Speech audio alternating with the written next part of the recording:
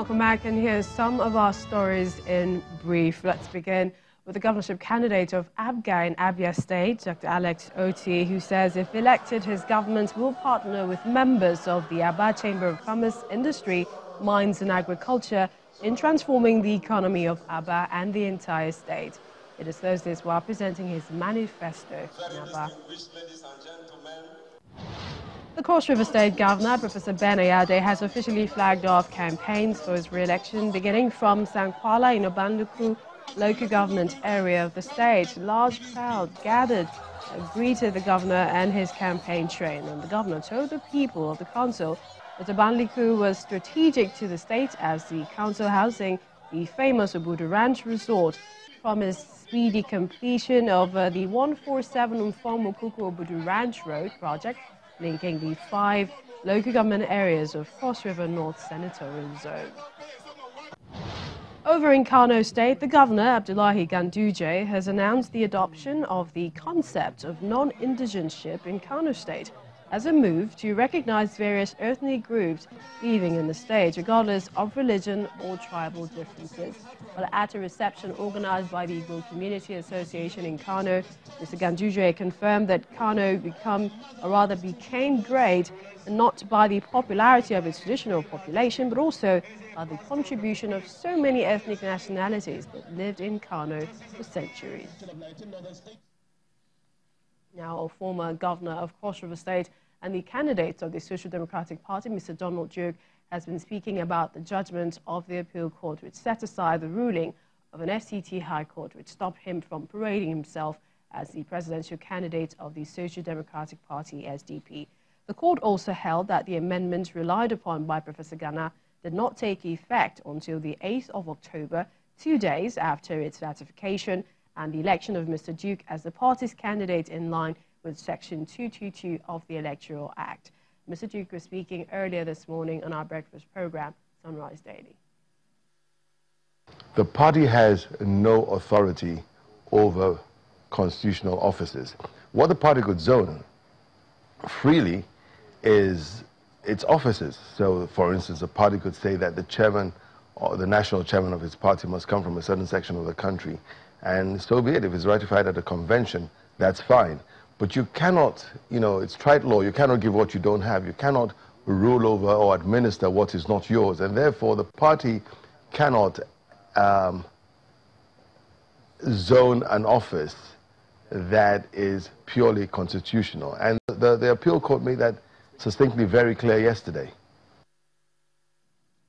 And Mr. Peter Obi is asking voters to vote out the APC next month. According to him, the incumbent government has shown lack of capacity to tackle the problems of the country and therefore should be voted out.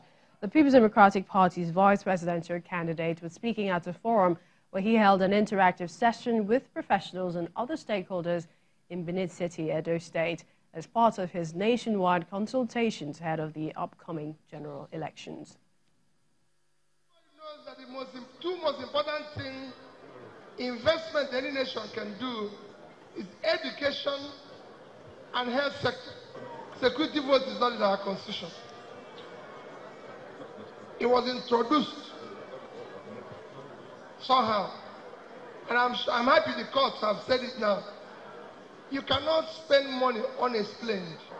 Today in Nigeria we have a record insecurity never witnessed in this country before. Within 2015 and today, your country has moved from number 7 in terrorism to number 3. We are now just after Iraq and Afghanistan. And it has been speculated that we will overtake them.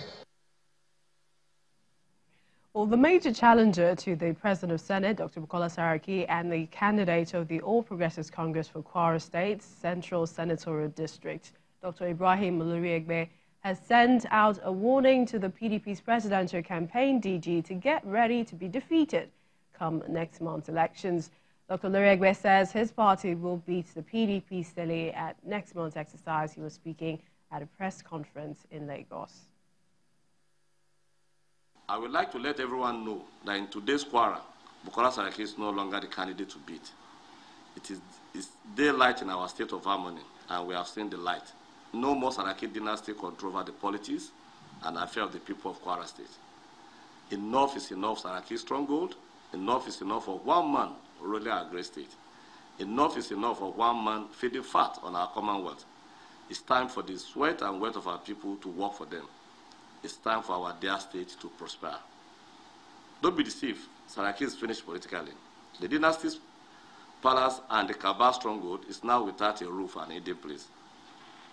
By the grace of God, we will beat Saraki silly. We will take back our state, and the change is for real, and it is now.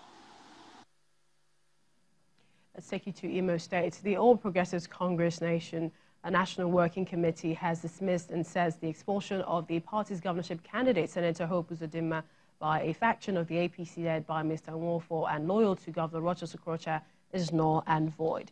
In a statement by the party's National Publicity Secretary, Mr. Isa Anilu, the APC says Imo State Working Committee of the APC led by Mr. Nwofo was dissolved after a majority of members of the party in the state lost confidence in their ability to lead the party to victory in the forthcoming general elections, especially due to their involvement in several anti-party activities.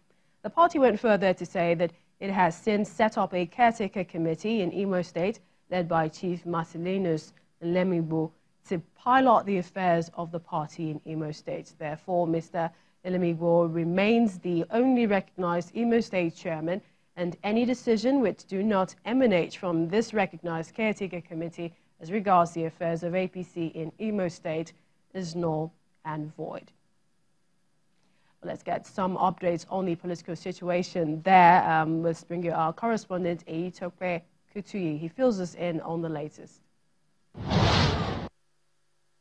Also, we should remember that Imo State has the highest number of governorship candidates in the country, 71 jostling for the governorship seats in the state. Some of the frontliners include Right Honorable Emeka Ihedioha, the former Deputy Speaker of the Federal House of Representatives. We also have Senator Ifeanyi Ararume, who is the candidate of the All Progressive Grand Alliance. We also have the former governor of Imo State, Ikedio Akim, contesting under the Accord Party.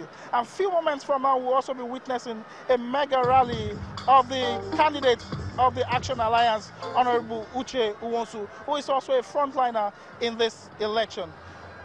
I tell you, Imo is a state to watch in the couple of days, especially in the March 2nd governorship elections. While promising credible, free and fair election, INEC in the state has also been sensitizing Imolites on the need to collect their PVCs. The security operatives are also promising that they will remain unbiased in these forthcoming elections in the states. From Owerri, the Imo State capital, Eyitope Kutuyi, Channels Television News. Of course, Imo State and all over across Nigeria, we will be watching the spaces as they develop on Lunchtime Politics. Many thanks for watching. I'm Millicent Walker.